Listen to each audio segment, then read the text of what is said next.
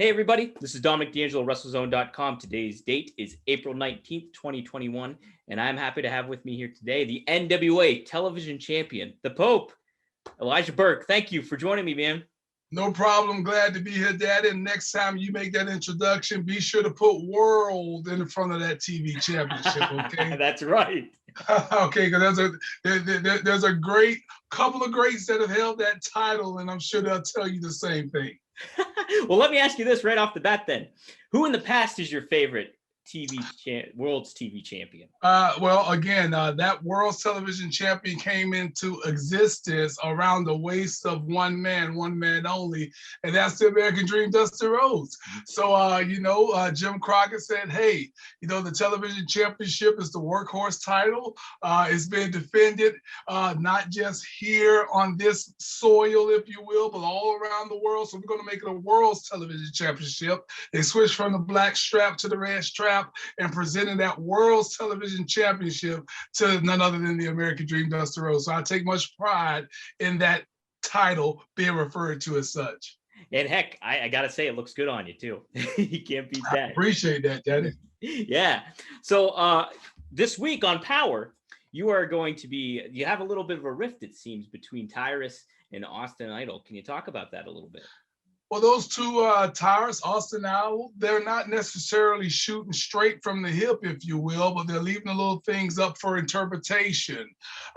When it comes down to Tyrus in particularly, you have to understand this dinosaur has followed Pope wherever Pope has gone.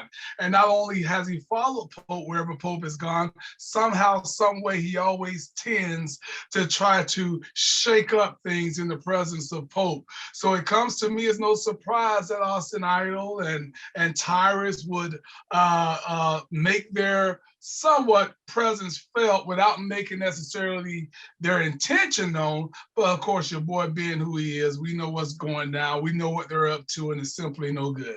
Heck, man, you got the target on your back with that World Television title. That's And I don't mind that. I don't mind that because not only does having a target on your back make you somewhat susceptible to attacks from all points and ends, but what it also does is it keeps one alert, it keeps one ready, and it also gives me the opportunity to go out there and prove that I'm worthy of such a title and prove why I am the NWA Worlds Television Champion. Absolutely. Now, from the NWA perspective, I think it fits your bill so well. And I just interviewed Trevor Murdoch, and we talked about how much that aspect of the studio environment in tandem with the presentation of the product itself, Powerrr and Powerrr Surge, how unique that is. Talk about some of the fun challenges that have come with that, and also what you kind of like about that studio aspect. Obviously, we haven't had the fans back yet, but once that gets to kick in too, it'll be nice. Well, you have to understand there's no challenge at all when it comes to Pope, and that's just keeping it real. Yeah, that's not a challenge at all, because again, it is tailor-made for Pope. It is suited for Pope. You put Pope in that environment, and I can't do nothing but excel. I mean, because it's what I grew up on. It's what I loved watching. That Podium in the NWA Powerrr Studio is as prominent, as important as the canvas that is the ring itself. So I get that. I understand that when we talk about the American Dream, Dusty Rhodes, we talk about the Tully Blanchard, the Arn Anderson, and the list goes on.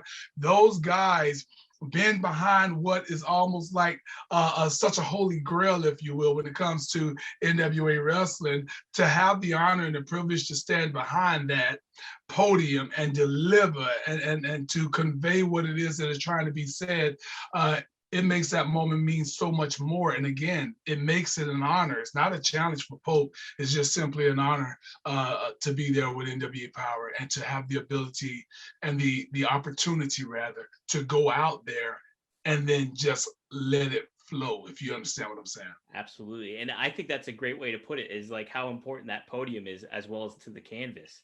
And I think so much of that gets lost in, like, so many people are focused on like athleticism and ring work, and which is important, but I don't think as important as that what you just mentioned.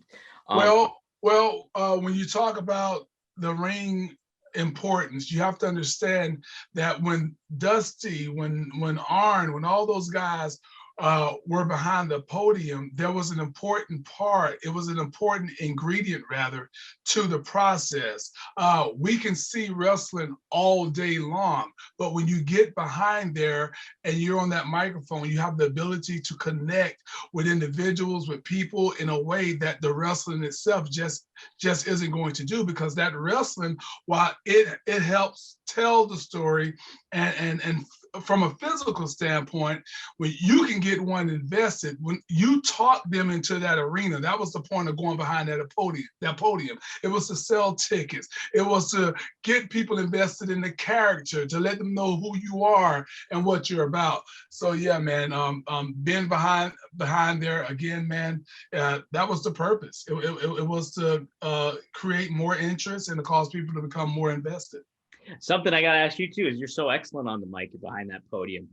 If coming from, say, a new talent comes in and they're seeking some like one poignant word of advice from the Pope, what would you give them as far as conveying themselves, and how they can do it in the best form and fashion if the nerves are a little high, so to speak?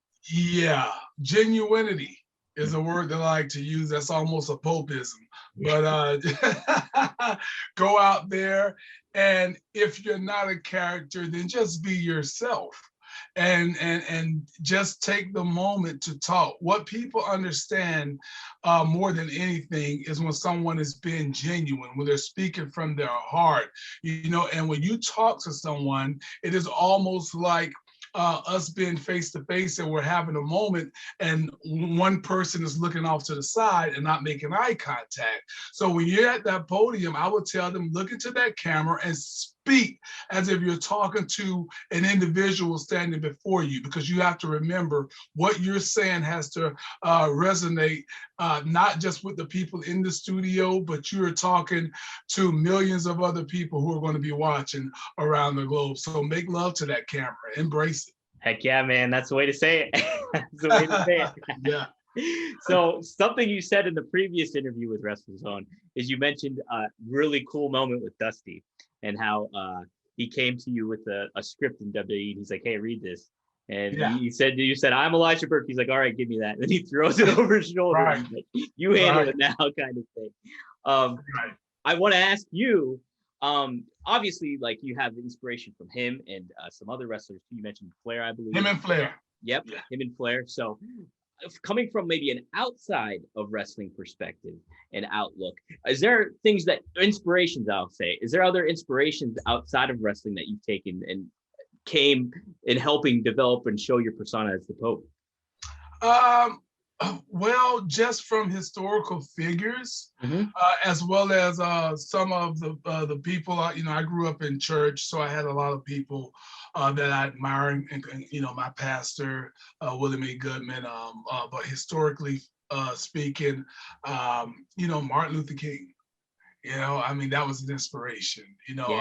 Someone whom I love, Malcolm X. Just the individuals who are able to speak to a massive audience and captivate them by what they're saying. So all of those people, and the list goes on, but just to be, and then Michael Jackson. Yeah. That's a great one. Yeah. Yeah. And well, that's a little known history fact. That's where the whole 4 up on the right fist came from. Really?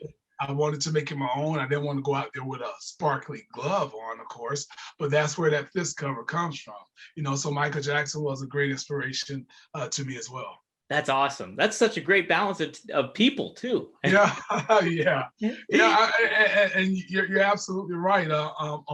One inspirational, one can move people just by the genuine aspect of what he's saying, that being Malcolm. And then you got Michael, who was able to just draw everybody in from a physical standpoint of what he did with his physical delivery, as well as, you know, his harmonizing voice. So Michael, he's my inspiration for being able to reach across the aisle and bring everybody together, if that makes sense. So Pope didn't just want to cater to one specific genre, one specific people. Pope wanted to be a people for all people, you know, be a Pope for all people. And so that's that inspiration there. I like it, man. I like it. And something that's so cool too, you mentioned pastor. And like so many, you see like a lot of people from Dusty and I think Muhammad Ali even and stuff like that, that you, and those promos and like that they cut, it's that very pastor aspect of it too, that preacher mentality and stuff. Right. And Muhammad was another one whom I didn't get a chance to mention there, but he was another guy that I, you know, got some rap from him, and James Brown. You know, all of those guys were inspirational. Go ahead, sir. Oh yeah, no. Is there any aspects of growing up in the church and stuff like that that you conveyed in wrestling, or kind of go further on?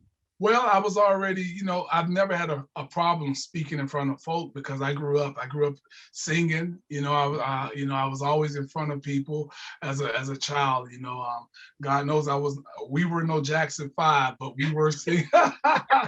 We were singing in the church. Yeah, right. So I was the lead singer, so I always had a microphone in my hand.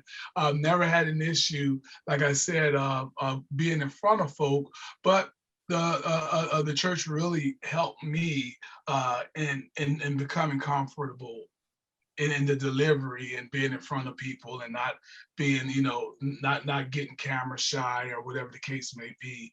But that was why Dusty, that's why I was able to connect to Dusty so well, because when Dusty was on the microphone, he sounded like a Baptist preacher, you know, and he was one again that was able to draw people from all walks of life in on him, for us to buy in on him. And I always tell the story, or, you know, God bless the Rocky Kings and the Pistol Pets, and before my time, the Bobo Brazil and Ernie Ladd. But, you know, at that time, you know, we did not have a black world champion.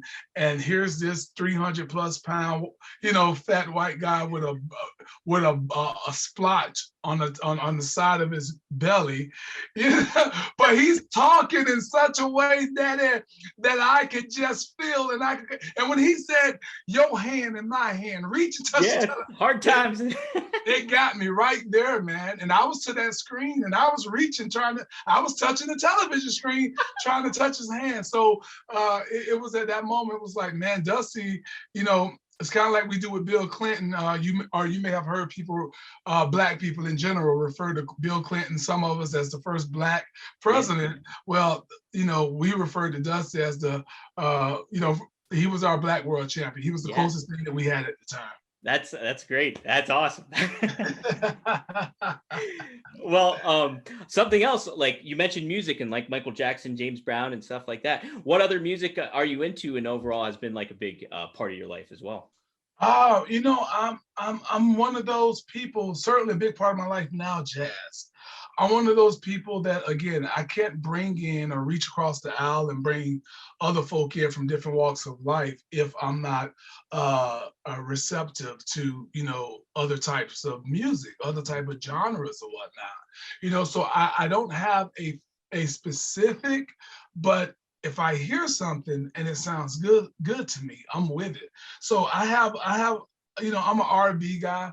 I'm an old school R&B guy. You know, I like R&B, you know, from the Anita Bakers to the Michael and Luther Vandross and Whitney, you know, but then I got a little bit of hip hop in my music playlist with, you know, a little bit of Tupac, a little bit of Biggie, you know, and some of the other new school guys. But I got Frank Sinatra. There you go, yeah. You know?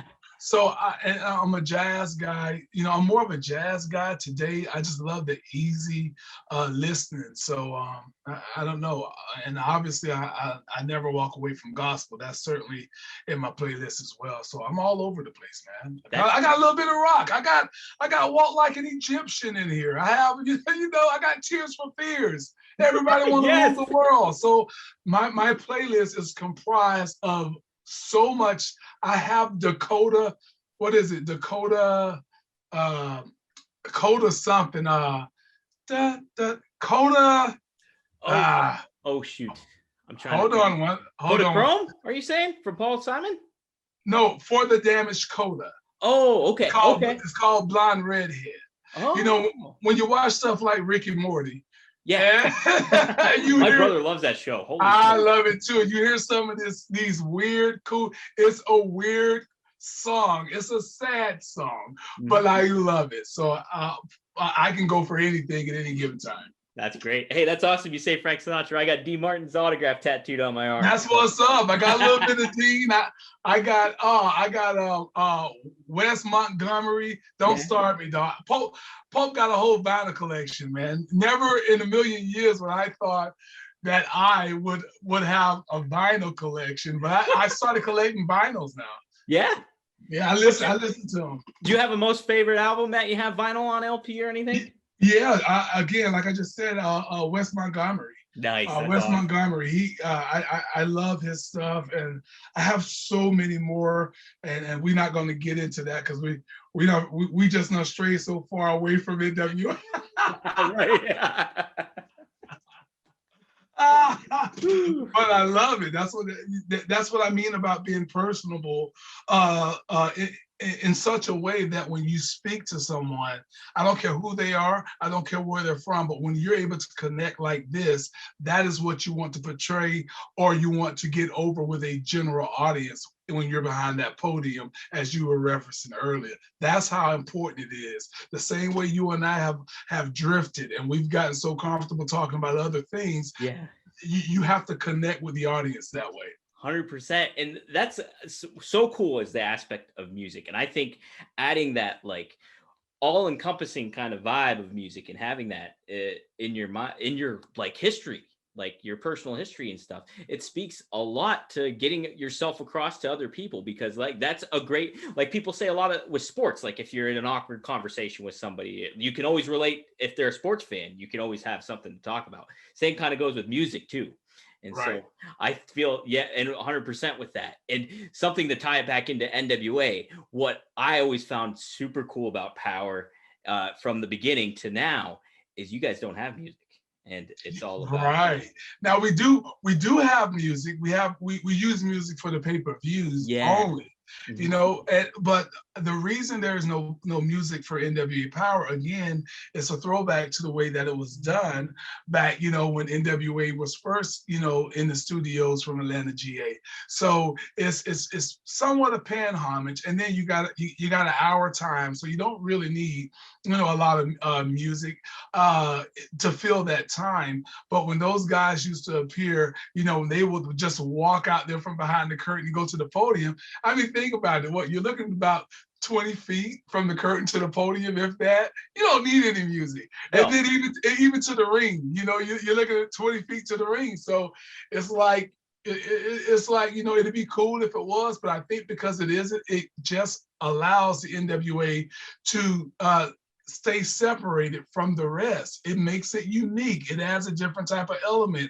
It's an old school vibe with a new school feel to it. And so we're paying homage, but yet we're bringing the new aspect to it, and we're keeping it OG. Absolutely. It's super. I love that aspect. And like even that moment when you guys enter without the music and you get in that ring, that's kind of like your showcase moment, is like present yourself briefly in the ring and then boom, it's right to the action. I think that's such a cool vibe of wrestling. Is like, boom, all right, they're getting to it. Yeah. You know? Yeah. That's credit again, man. Credit to our president, Billy Corgan, a longtime fan of that type of wrestling as well. And as I was saying earlier about the podium, everybody could get in the ring and wrestle. Just this past WrestleMania week, there was WWE wrestling presented in some way, shape, or form every day of the week, plus with all of the other wrestling programming that was taking place. You know what I'm saying? Yeah. So people can watch wrestling. It's no longer in the matches or the moves per se, because anyone can do that. But it's only those few that have the ability, whether it's in the ring or behind the microphone, to actually connect and engage an audience to a way that they are emotionally invested. And that's what we're there to do. That's our job. We are to cause the audience, we're supposed to cause them to become emotionally invested in what we're doing and not just being spectators of moves that are being performed inside the ring. Oh my gosh. Yeah, absolutely. And to tie it in too with the history of NWA, I'm always into, I'll go with this. I asked Trevor Murdoch this part too. If you're going to sit down and have a drink, let's say, okay, I use Harley Race for him since he was trained by Harley. I'll use Dusty for you. So say you, Dusty, and you can pick two other guys or gals to have a drink with and just share an evening with. Who are you going to pick to tie into you two together? Myself and Dusty, I would, that's a good question. I would probably add Kevin Nash. That's a great one. Oh, that's a great one. Yeah, I would probably add Kevin Nash, and personally, it could be any other from then. I'm trying to, because I wouldn't be sitting there having a drink, but if I did, but Yeah. you know, I don't know. I like Arn. Oh, he's great. You know, I would like to have Arn or obviously Flair. So the list goes on and on for that other seat. But I would certainly love Kevin Nash. I like Dusty from a booking standpoint. I like Kevin Nash from a worker standpoint. And you know, but Kevin is very headstrong as far as from, you know, a worker's mentality. And then I think the other person I would like to have a sit down with, I guess I'll put Vince McMahon there. Oh, that's a great one too. Wow, yeah. So I'll say Dusty, Kevin, and Vince. That's a great combo right there too. Yeah. Kev is such a smart mind for the business. Right. And like, wow. And like his sense of humor too. It's just like, exactly. It's so good. Exactly. Kevin Nash, you know, you and Kevin, you can get together where you're having a margarita or a bottle of water, and it's going to be a great conversation. 100%. Oh man, yeah. Oh man, I love Nash. He's one of my favorites. Yeah, so absolutely.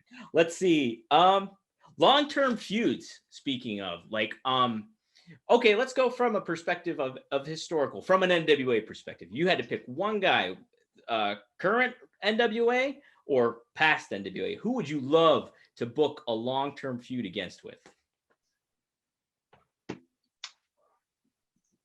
Past NWA, I'm going to try to do both of them. Okay, go for it. Yeah. So past NWA, I think myself and Tully Blanchard would have been, you know, a great, and that's only, I can only say that, you know, from style standpoint, from great matchup standpoint, Tully being a dastardly heel that he was, and I consider myself a great babyface. So Tully would have been great to have a long-term feud with, because as a face, you want to work somebody that knows how to get heat, you know, and again, not just heat in the ring, that can make people want to see you, you know, get in the ring with them from the get-go. NWA, anybody that's as far as NWA today, anybody that's not saying that they want Nick Aldis, then they shouldn't be there. So Nick Aldis would be my ultimate feud to go to next. That's long term. Fantastic. Tully's such an excellent answer too, because it's like that contrast of personas and identities too. It's like, bam, that's like what you want to see. Mix it up. Right. You know, and it's crazy. You know, a lot of people liken Nick, you know, to the modern day when it comes to being the NWA champion. That is that of Flair. He's been the flagship, the flag carrier for the NWA for some time now, and so a lot of people liken him to Flair. He comes out there, he's looking good. He got his three-piece suits on, you know. He's custom made from head to toe. He don't know what the person in the audience is wearing, but he wouldn't be caught dead in it. So that's Nick Aldis. That's Nick Aldis. Yep. But then there's so many on the other side that obviously liken Pope to that of Dusty. So and whether that be by inspiration, whether that be by throwing the elbows or whatever the case may be, or my rap. But so to have that Nick Aldis and Pope feud, today, I think it'll be a great nod, if you will, to the great feud of Dusty and Ric Flair. Oh, 100%. I love it, man. I love it. Yeah.